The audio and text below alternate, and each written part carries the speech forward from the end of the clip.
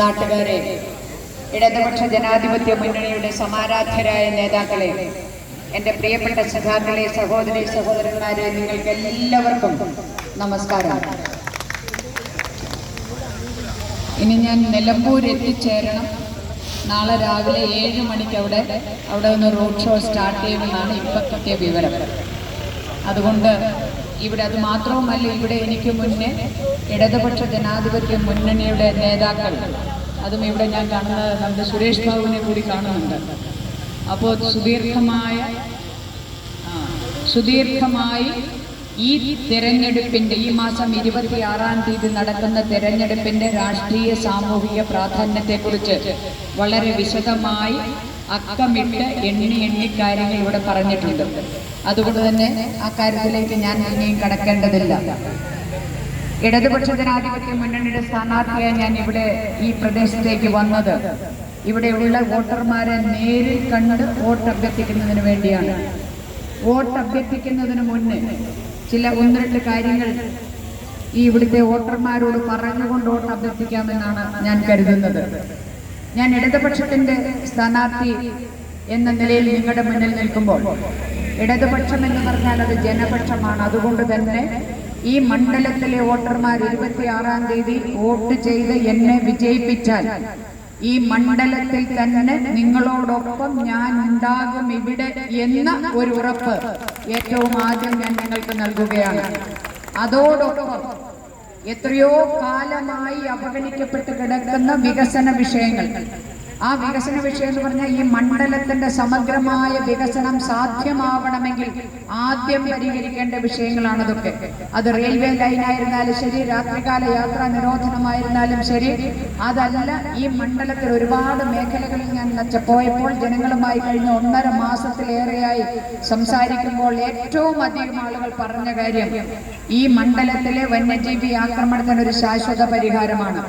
ആ ശാശ്വത പരിഹാരം എന്നത് നിലവിലുള്ള നിയമത്തിൽ ഒരു ഭേദഗതി കൊണ്ടുവരിക എന്നുള്ളതാണ്.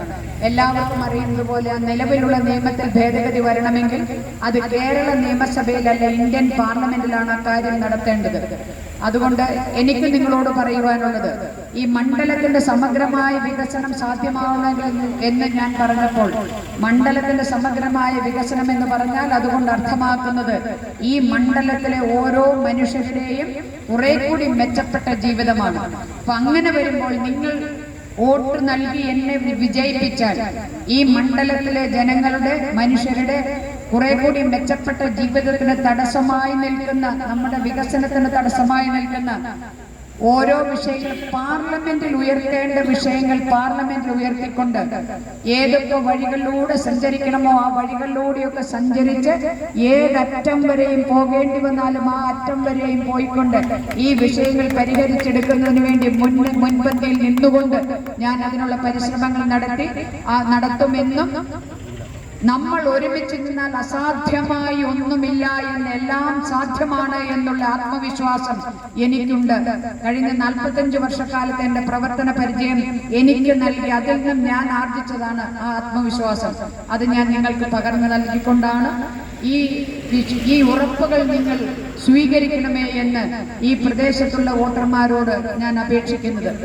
അതോടൊപ്പം ഇടതുപക്ഷ ജനാധിപത്യ മുന്നണിയുടെ സ്ഥാനാർത്ഥിയാണ്, ഇടതുപക്ഷത്തിന്റെ സ്ഥാനാർത്ഥിയാണ് ഞാൻ. ആ ഇടതുപക്ഷത്തിന്റെ ചുമലിൽ നിന്ന് വലിയ ഉത്തരവാദിത്വം വന്നു ഭവിച്ചിരിക്കുകയാണ്.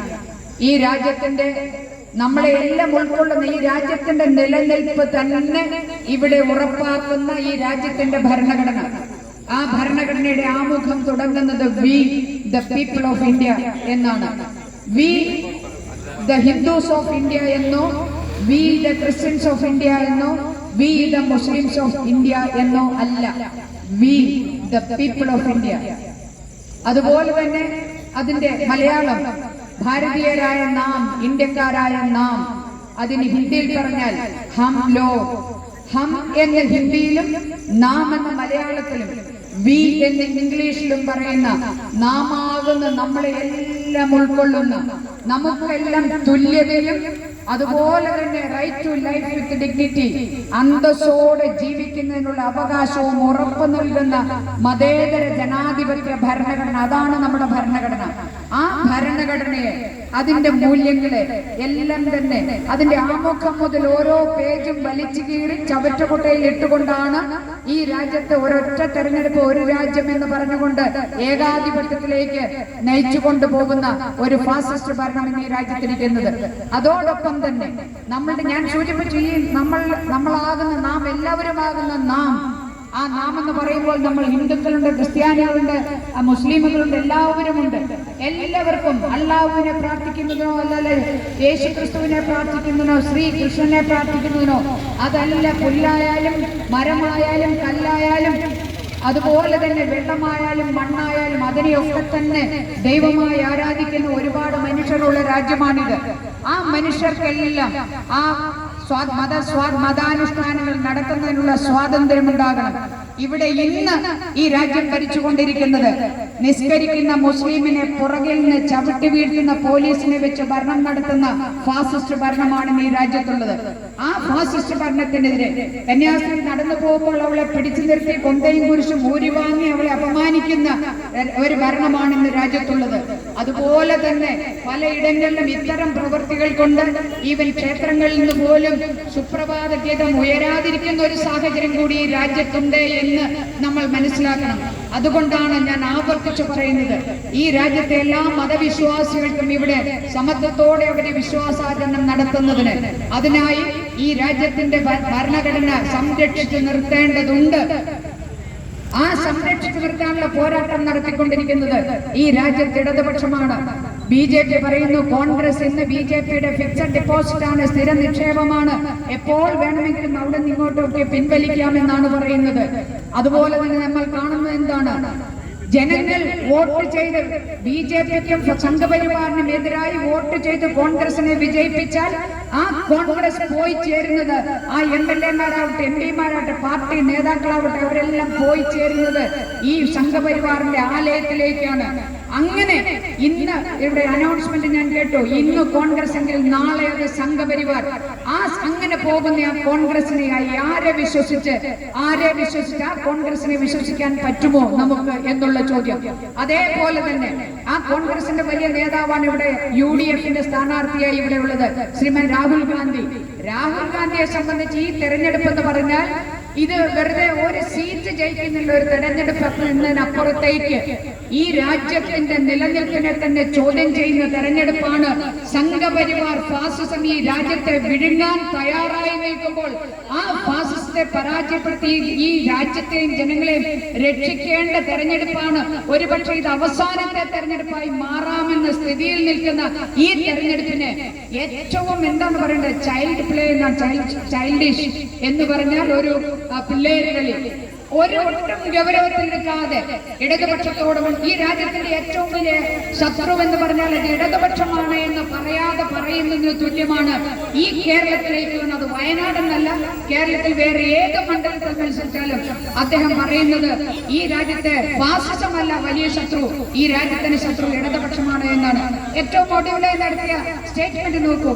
അദ്ദേഹത്തിന്റെ ഏറ്റവും വലിയ സങ്കടം ഈ രാജ്യത്ത് നമ്മുടെ പൗരത്വം, ആ പൗരത്വം മതാടിസ്ഥാനത്തിലാക്കുന്ന നിയമം പാസാക്കി ഇവിടെ നടപ്പിലാക്കാൻ തുടങ്ങിക്കഴിഞ്ഞു.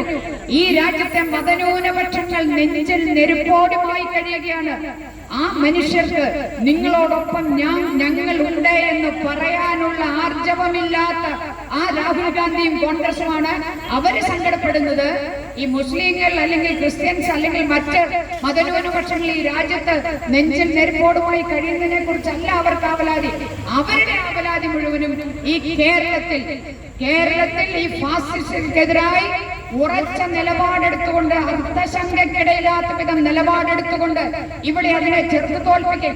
ഈ മണ്ണിൽ, ഈ കേരളത്തിന്റെ മണ്ണിൽ ഈ പൗരത്വ ഭേദഗതി നിയമം നടപ്പിലാക്കില്ല എന്ന് ഉറക്കെ പറഞ്ഞുകൊണ്ട് കാസർഗോഡ് മുതൽ തിരുവനന്തപുരം വരെയുള്ള മുഴുവൻ മനുഷ്യർക്കും അവർക്ക് ആശ്വാസമായി നിങ്ങളോടൊപ്പം ഞങ്ങളുണ്ട് എന്ന് പറഞ്ഞുകൊണ്ട് പോകുന്ന നമ്മുടെ പ്രിയപ്പെട്ട മുഖ്യമന്ത്രി ശ്രീ പിണറായി വിജയൻ, അദ്ദേഹം ജയിലിലല്ലോ എന്നാണ് ദുഃഖം. ആർക്കൊക്കെ? ശ്രീമാൻ രാഹുൽ ഗാന്ധിക്കും അതുപോലെ തന്നെ ശ്രീമതി നമ്മുടെ പ്രിയങ്ക ഗാന്ധിക്കും. കുറച്ച് കഴിഞ്ഞ ആഴ്ചയാണ് അപ്പുറത്ത് പോയി ഡൽഹിയിൽ പോയിട്ട് എല്ലാരും കൈപൊക്കി നിന്നു.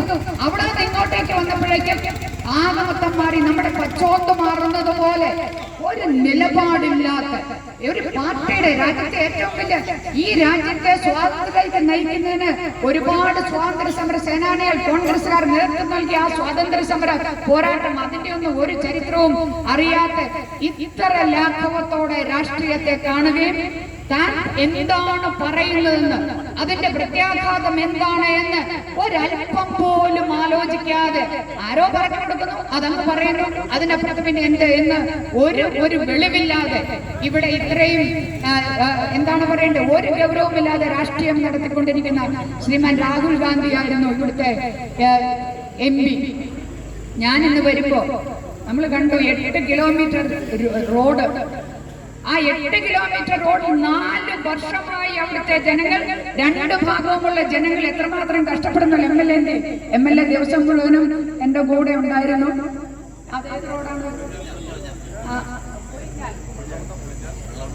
വെള്ളമുണ്ട പുളിഞ്ഞാൽ റോഡ് നിങ്ങൾക്കൊക്കെ അറിയാമായിരിക്കും. അവര് UDF-കാരോട് പത്രസമ്മേളനം നടത്തിയത് അയ്യോ രാഹുൽ ഗാന്ധി കൊണ്ടുവന്നാണെന്ന്. എന്നിട്ട് ഇവിടെ അവലോകന യോഗം നടത്തുന്നത്, അതോ MLA പറഞ്ഞു അവലോകന യോഗം നടത്തപ്പോ ഏതാ അവലോകിച്ചുകൊണ്ടിരിക്കുന്നത്? ഈ റോഡ് 4 വർഷമായി പൊളിഞ്ഞു കിടക്കുന്ന ഒരു റോഡാണ്. ഇപ്പൊ എന്താ പറയുന്നത്, ഇവിടെ ഇപ്പോ ഇടതുമുന്നണിയുടെ സ്ഥാനാർത്ഥിക്ക് എതിരായിട്ട് കേസുണ്ട്, അതുകൊണ്ട് എപ്പോ വേണേലും അറസ്റ്റ് ചെയ്തുകൊണ്ട് പോകാം. അപ്പൊ ഇവരിവിടെ കാണുകയല്ല, അതുകൊണ്ട് ഇവിടെ പറയുന്ന വികസനവും നടക്കരുത്. ഇദ്ദേഹം 5 കൊല്ലമായി ഇവിടെ MP ആയിരുന്നിട്ട് ഈ വയനാട് എന്ന മണ്ഡലത്തിന്റെ 4 അക്ഷരമുള്ള ഈ പേര്, ഈ മണ്ഡലത്തിലെ ജനങ്ങൾ മലയിടിച്ചിലുണ്ടായി 59 മനുഷ്യർ ഇവിടെ മരിച്ചതാണ്. അതുപോലെ എത്രയോ ദുരന്തങ്ങൾ കണ്ട മണ്ഡലമാണ് ഈ മണ്ഡലം. ആ മണ്ഡലത്തിന്റെ അതിന്റെമായി ബന്ധപ്പെട്ട കേന്ദ്രത്തിന് ഒരു സഹായം വേണമെന്നെങ്കിലും ഒന്ന് എണീറ്റ് നിന്ന് പാർലമെന്റിൽ ഈ 4 അക്ഷരമെന്ന വയനാട് എന്ന മണ്ഡലത്തിന്റെ പേര് 5 കൊല്ലത്തിനിടയിൽ ഒരു തവണ പോലും ഈ മണ്ഡലത്തിലെ മനുഷ്യർക്ക് വേണ്ടി, ജനങ്ങൾക്ക് വേണ്ടി പറയാതിരുന്ന ഈ UDF-ന്റെ MP ഇപ്പോ പിണറായിയെ ജയിലിൽ അയക്കാൻ വേണ്ടി ഇങ്ങനെ ബന്ധപ്പെട്ട് നടക്കുകയാണ്. പ്രിയമുള്ളവരെ, ഫാസിസത്തിന് വളമിടുന്ന പണിയാണ് UDF-ഉം ശ്രീ രാഹുൽ ഗാന്ധിയും ചെയ്തുകൊണ്ടിരിക്കുന്നത്. അതുകൊണ്ടാണ് ഞാൻ പറഞ്ഞത്, ഇടതുപക്ഷത്തിന്റെ ചുമലിലാണ് ഈ രാജ്യത്തെയും ഇതിന്റെ ഭരണഘടനയെയും ഇവിടുത്തെ മനുഷ്യരെയും രക്ഷിക്കാനുള്ള ഉത്തരവാദിത്തം വന്നു ഭവിച്ചിരിക്കുന്നത് എന്ന് ഞാൻ സൂചിപ്പിച്ചത്. ആ ഉത്തരവാദിത്തം, ആ പോരാട്ടം നടത്തിക്കൊണ്ടിരിക്കുന്ന നമ്മൾ, ആ പോരാട്ടം നടത്തുമ്പോൾ നമ്മുടെ കൊടി ഉയരെ ഉയരെ ഉയർത്തിപ്പിടിക്കുക. നെഞ്ചിലെ ജീവനേക്കാൾ ഏറെ നാം സ്നേഹിക്കുന്ന ചെങ്കൊടി, അതുപോലെ തന്നെ നമ്മുടെ കൊടി, നമ്മുടെ പ്രസ്ഥാനത്തിന്റെ കൊടി, അത് പോലീസ് ചവിട്ടി വീഴ്ത്തുമ്പോഴും ആ കൊടി നിലത്ത് വീഴരുത് എന്ന് കരുതി ഉയർത്തിപ്പിടിക്കുന്ന ഇടതുപക്ഷം, അത് ഓരോ ഫാസിസ്റ്റുകൾക്കും അടിയറ വെച്ചുകൊണ്ടല്ല നമ്മൾ ആ പോരാട്ടം നടത്തുന്നത്. അങ്ങനെ പോരാട്ടം നടത്തി ഈ രാജ്യത്തെയും ഇതിന്റെ ഭരണഘടനയും ജനങ്ങളെയും രക്ഷിക്കാനുള്ള പോരാട്ടം നടത്തിക്കൊണ്ടിരിക്കുന്ന ഇടതുപക്ഷത്തിന്റെ ഒരു എളിയ പ്രവർത്തികയായി ഞാൻ ഇവിടേക്ക് കടന്നു വന്നിരിക്കുന്നത് നിങ്ങളുടെ സ്ഥാനാർത്ഥിയായാണ്. നിങ്ങളുടെ സ്ഥാനാർത്ഥിയായ ഞാൻ നേരത്തെ സൂചിപ്പിച്ച് ഇവിടെ ഉണ്ടാകുമെന്നും ഇതിന്റെ വികസന പ്രവർത്തനങ്ങൾ മുൻനിന്ന് ആ കാര്യങ്ങൾക്ക് വേണ്ടതെല്ലാം പാർലമെന്റിൽ ശബ്ദമുയർത്തുന്നത് നടത്തിയെടുക്കുന്നതിനുള്ള എല്ലാ പരിശ്രമങ്ങളും നടത്തുമെന്ന് ഞാൻ പറഞ്ഞ ഉറപ്പുകളെ നിങ്ങൾ സ്വീകരിക്കണമേ എന്ന് ഇടതുപക്ഷ ജനാധിപത്യ മുന്നണി സ്ഥാനാർത്ഥിയായി മത്സരിക്കുന്ന എനിക്ക് എന്റെ തെരഞ്ഞെടുപ്പ് ചിഹ്നമായ അരിവാൾ നെൽക്കതിർ അടയാളത്തിൽ വോട്ട് രേഖപ്പെടുത്തി എന്നെ വിജയിപ്പിക്കണമേ എന്ന് നിങ്ങളോട് ഓരോരുത്തരോടും, ഈ പ്രദേശത്തെ ഓരോ വോട്ടർമാരോടും ഏറ്റവും വിനയത്തോടെ നിങ്ങളോട് ഞാൻ അപേക്ഷിക്കുകയാണ്. എന്റെ ഈ അപേക്ഷ നിങ്ങൾ സ്വീകരിക്കുമെന്ന വലിയ വിശ്വാസത്തോടെ ഇവിടെ നൽകിയ സ്നേഹോഷ്മളമായ സ്വീകരണത്തിന് എന്റെ നെഞ്ചിന്റെ ആഴങ്ങളിൽ നിന്നുള്ള നന്ദി രേഖപ്പെടുത്തിക്കൊണ്ട് ഞാൻ എന്റെ വാക്കുകൾ അവസാനിപ്പിക്കുന്നു. നിങ്ങൾക്ക് നന്ദി, നമസ്കാരം.